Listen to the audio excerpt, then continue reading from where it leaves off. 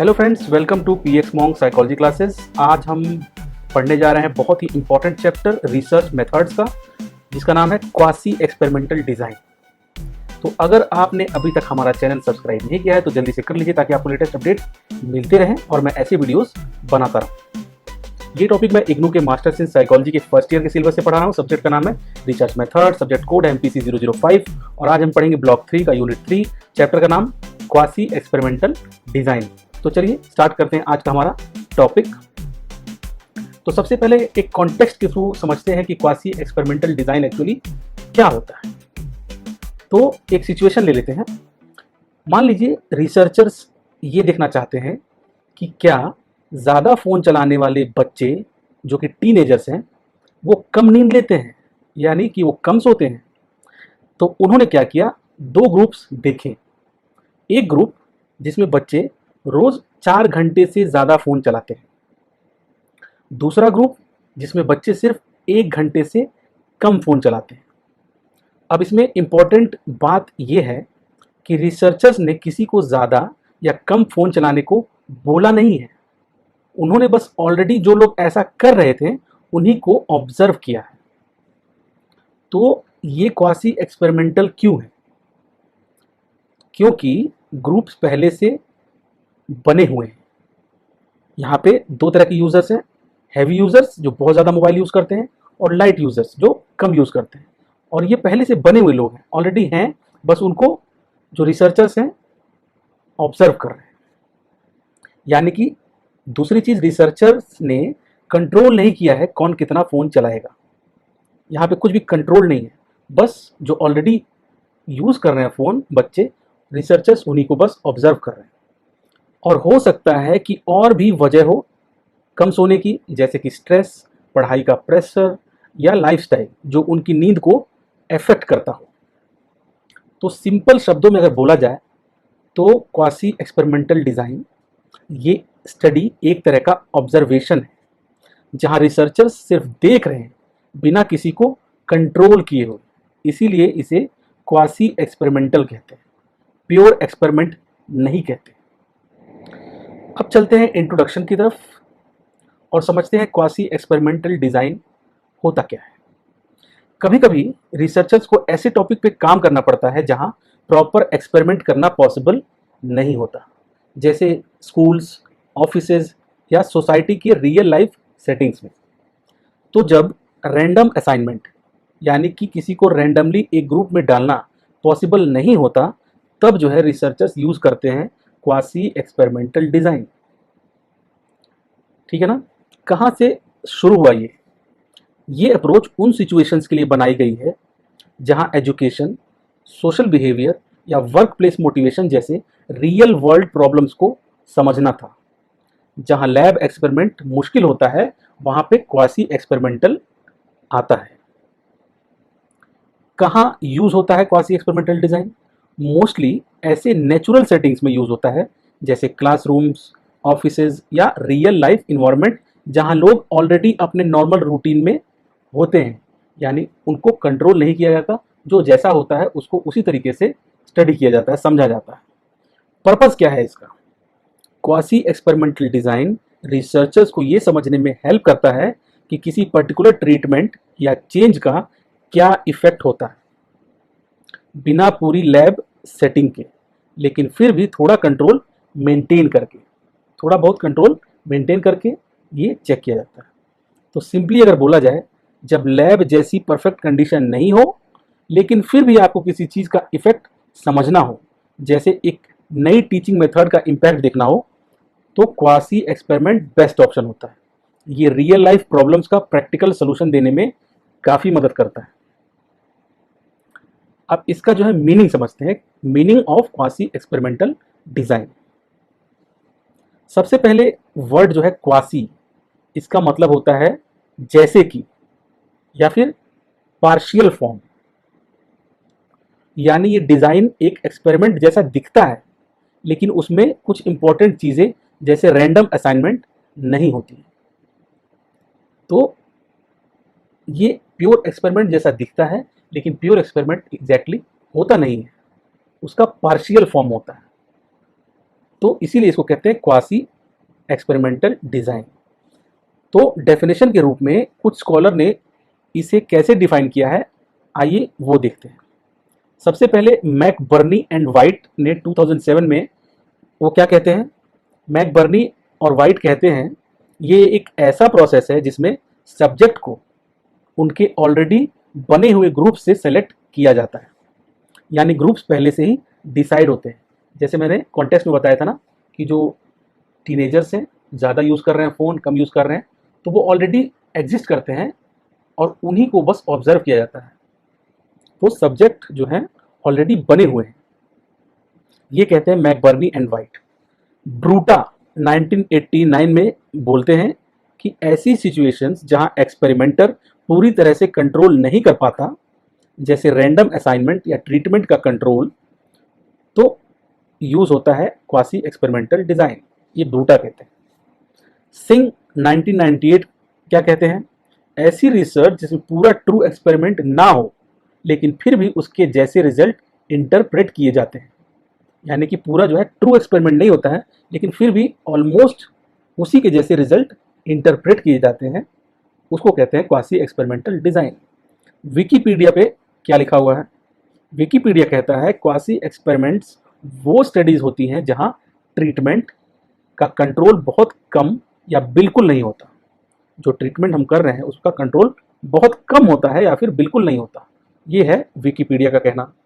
शादीश cook and Campbell ने 2002 में क्या बोला, ये ऐसे रिसर्च डिजाइन होते हैं जहां रैंडम असाइनमेंट नहीं होती। ये बात सब लोग बोल रहे हैं, कुल मिला के यही समझना है कि क्वासी एक्सपेरिमेंटल डिजाइन ऐसे रिसर्च डिजाइन होते हैं जहां पे रैंडम असाइनमेंट नहीं होती। सिंपल शब्दों में अगर समझना हो तो क्वासी एक्सपेरिमेंटल डिजाइन एक ऐसा रिसर्च मेथड है जिसमें हम किसी चीज का इफेक्ट देखते हैं बिना पार्टिसिपेंट्स को रैंडम तरीके से ग्रुप में डाले हुए। ये रियल वर्ल्ड कंडीशंस में काफ़ी यूजफुल होता है, लेकिन इसमें कुछ लिमिटेशंस भी होती हैं, वो हम समझेंगे बाद में। सबसे पहले हम समझते हैं अब आगे characteristics of quasi experimental design. तो क्या कैरेक्टरिस्टिक्स होती है, ये डिजाइन उन सिचुएशंस में यूज होता है जहां हम फुल कंट्रोल नहीं रख सकते लेकिन फिर भी किसी चीज का इफेक्ट समझना चाहते हैं। तो इसके की कैरेक्टरिस्टिक्स क्या होते हैं, एक्स पोस्ट फैक्टो डिजाइन कहते हैं, एक्स पोस्ट फैक्टो डिजाइन कहते हैं इसको। तो एक्स पोस्ट फैक्टो डिजाइन क्या है, ये टर्म काफी बार यूज होता है। इसका मतलब होता है काम हो चुका है, अब उसका एनालिसिस करना है, यानी कोई इवेंट ऑलरेडी हो चुका है, अब उसको एनालिसिस करना है, तो उसी को बोलते हैं एक्स पोस्ट फैक्टो डिजाइन। यानी इंडिपेंडेंट वेरिएबल ऑलरेडी हो चुका है, उसे कंट्रोल नहीं किया गया होता है। जैसे कि मान लीजिए कि कोविड जो है, कोरोना वायरस जब आया था, वो ऑलरेडी हो चुका है, अब जो है उसको एनालिसिस करना है होने के बाद। तो क्योंकि वो ऑलरेडी हो चुका है तो यहाँ पे हम इंडिपेंडेंट वेरिएबल को कंट्रोल नहीं करते हैं, इसीलिए इसको बोलते हैं एक्स पोस्ट फैक्टो डिजाइन। एक सिंपल एग्जांपल समझते हैं। मान लीजिए आप स्टडी करना चाहते हैं लड़कों और लड़कियों के बीच वर्बल लर्निंग का डिफरेंस। ठीक है, आप पार्टिसिपेंट्स को रैंडमली असाइन नहीं करते इसमें, बल्कि जो ग्रुप ऑलरेडी एग्जिस्ट करता है मेल फीमेल, उसी को लेकर आप कंपेयर करते हैं। यानी आप जेंडर को मैनिपुलेट नहीं कर रहे हैं, बस ऑब्जर्व कर रहे हैं। तो ये एक एग्जांपल हो गया इसका। मेथोडोलॉजी कैसी होती है क्वासी एक्सपेरिमेंट में, ट्रू एक्सपेरिमेंट में हम रैंडम असाइनमेंट करते हैं, लेकिन क्वासी एक्सपेरिमेंट में हम यूज करते हैं मैचिंग। ये क्या होता है मैचिंग, जिसमें हम दो अलग ग्रुप्स को कंपेयर करते हैं जिनकी कुछ कुछ कंडीशंस सिमिलर होती हैं, जैसे एज, बैकग्राउंड एक्सेट्रा। ठीक है, क्यों यूजफुल है ये डिजाइन, ये मैं बार बार ये चीज आ रही है फिर भी बता देता हूँ। ये उन रियल लाइफ सिचुएशंस के लिए बहुत वैल्यूएबल है जहां आपको कंट्रोल नहीं मिलता, जैसे क्लासरूम, ऑफिस या सोसाइटी का इन्वायरमेंट, लेकिन फिर भी आप किसी वेरिएबल का इफेक्ट देखना चाहते हैं। इसलिए ये क्वासी एक्सपेरिमेंटल डिजाइन बहुत ही यूजफुल है ऐसे सिचुएशंस में। अब समझते हैं difference between quasi experimental and true experimental design. ये बार बार दोनों टर्म्स आ रहे हैं, ट्रू एक्सपेरिमेंट और क्वासी एक्सपेरिमेंट। अब इनका डिफरेंस देखते हैं, तब आपको एकदम क्लियरली समझ में आ जाएगा। ये दोनों जो है रिसर्च के पावरफुल टूल्स हैं, लेकिन काम करने का तरीका और कंट्रोल का लेवल दोनों में अलग अलग होता है। चलिए सिंपल टेबल फॉर्मेट में समझते हैं। तो ट्रू एक्सपेरिमेंटल डिजाइन और क्वासी एक्सपेरिमेंटल डिजाइन के अलग अलग एस्पेक्ट्स को देखते हैं और समझते हैं। तो सबसे पहला कंट्रोल ओवर एक्सपेरिमेंट, किसका कंट्रोल होता है एक्सपेरिमेंट में? तो रिसर्चर के पास पूरा कंट्रोल होता है ट्रू एक्सपेरिमेंट डिजाइन में। सब्जेक्ट्स को रैंडम तरीके से ग्रुप में बांटा जाता है और रिसर्चर के पास पूरा कंट्रोल होता है। लेकिन क्वासी एक्सपेरिमेंटल डिजाइन में क्या होता है? रिसर्चर के पास रैंडम असाइनमेंट का कंट्रोल नहीं होता, जो एग्जिस्टिंग ग्रुप्स हैं उसी को वो लोग यूज करते हैं। दूसरा एस्पेक्ट है मैनिपुलेशन ऑफ वेरिएबल्स। तो ट्रू एक्सपेरिमेंटल डिजाइन में रिसर्चर खुद इंडिपेंडेंट वेरिएबल को चेंज करता है। क्वासी एक्सपेरिमेंट में रिसर्चर सिर्फ ऑब्जर्व करता है, कोई वेरिएबल एक्टिवली मैनिपुलेट नहीं होता। एग्जाम्पल क्या है? अलग टीचिंग मेथड्स को यूज करके देखा जाता है कि कौन सा मेथड ज्यादा इफेक्टिव है ट्रू एक्सपेरिमेंटल डिजाइन में, ये उसका एग्जाम्पल हो गया। क्वासी एक्सपेरिमेंटल डिजाइन का एग्जाम्पल क्या हो सकता है? मेल वर्सेस फीमेल का कंपैरिजन करना जहां जेंडर पहले से फिक्स है। ठीक, क्या कारण है? तो ट्रू एक्सपेरिमेंट डिजाइन में हाई कंट्रोल की वजह से आप कॉन्फिडेंटली कह सकते हैं कि रिजल्ट किस वजह से आया, क्योंकि वहां सब कुछ आपके कंट्रोल में है। तो आप बहुत ही कॉन्फिडेंटली कह सकते हैं अपने रिजल्ट के बारे में कि उसका रीजन क्या है। लेकिन क्वासी एक्सपेरिमेंट डिजाइन में कंफाउंडिंग फैक्टर्स होने के कारण ये कॉन्फिडेंस कम होता है। ठीक है, अब पूरा समरी समझ लेते हैं जो भी हमने डिस्कस किया। तो ट्रू एक्सपेरिमेंट डिजाइन में आपका ज्यादा कंट्रोल होता है, इसलिए रिजल्ट का रीजन क्लियरली समझ आता है। लेकिन क्वासी एक्सपेरिमेंटल डिजाइन तब काम आता है जब आपको रियल वर्ल्ड सेटिंग्स में काम करना हो, जहां रैंडमाइजेशन पॉसिबल नहीं होता है। अगला टॉपिक है types of quasi experimental design. तो कौन कौन से टाइप्स होते हैं उनको हम समझते हैं। तो सबसे पहले non equivalent group post test only design.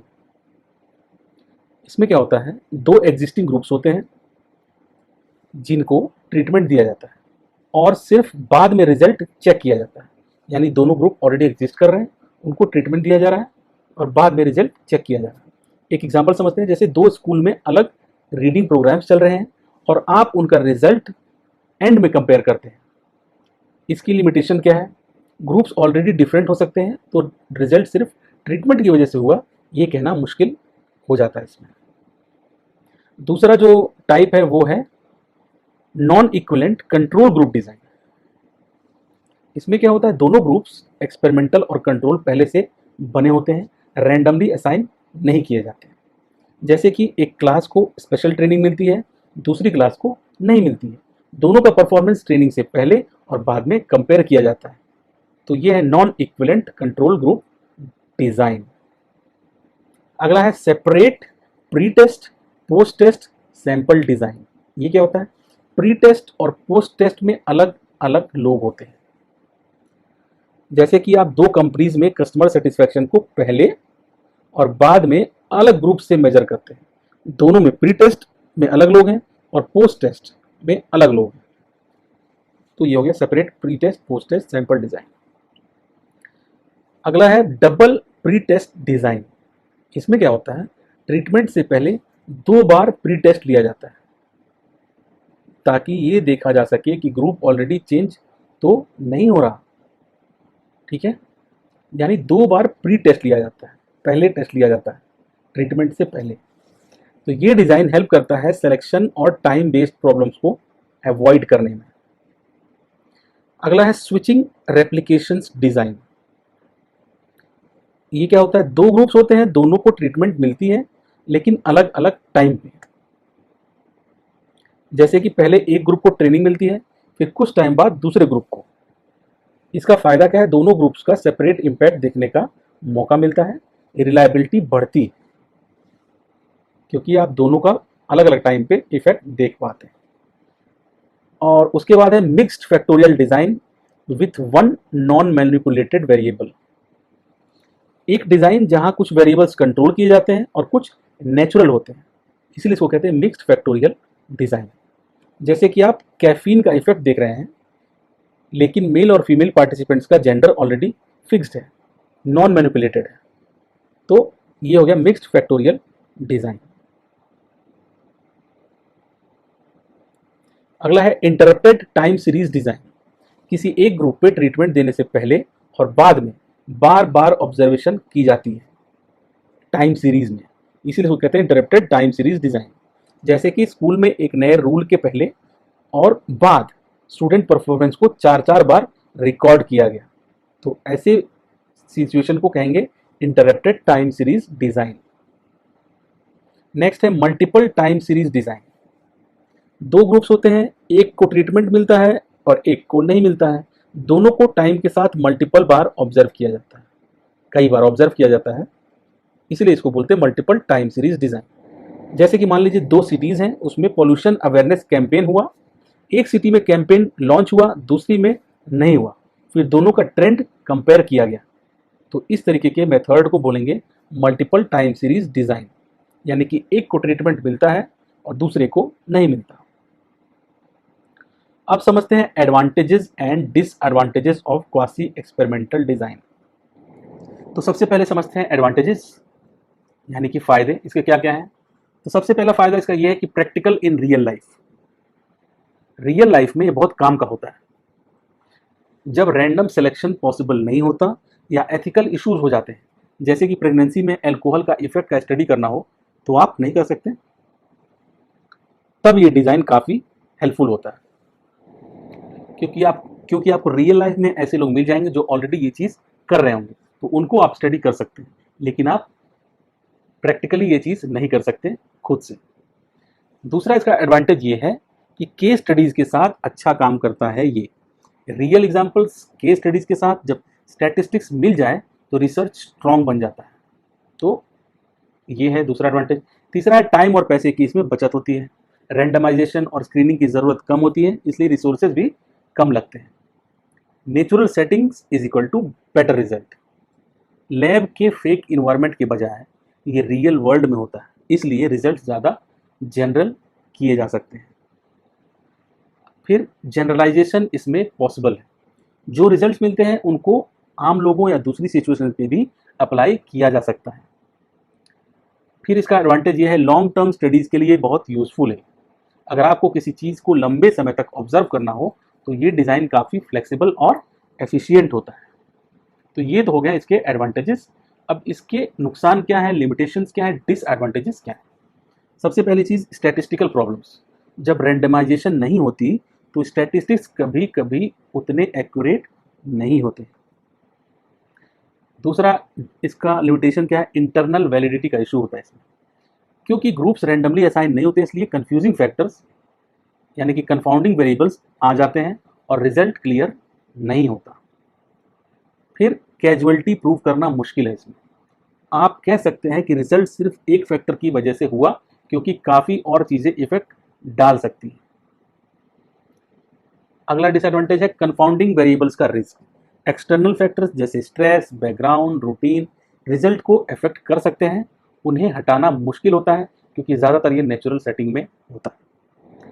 तो इन सारी बातों का कंक्लूजन क्या है, क्वासी एक्सपेरिमेंटल डिज़ाइन परफेक्ट नहीं होते हैं, लेकिन जब आप रियल वर्ल्ड प्रॉब्लम्स पे काम कर रहे होते हैं और ट्रू एक्सपेरिमेंट पॉसिबल नहीं होते हैं, तब ये डिज़ाइन बहुत काम का होता है।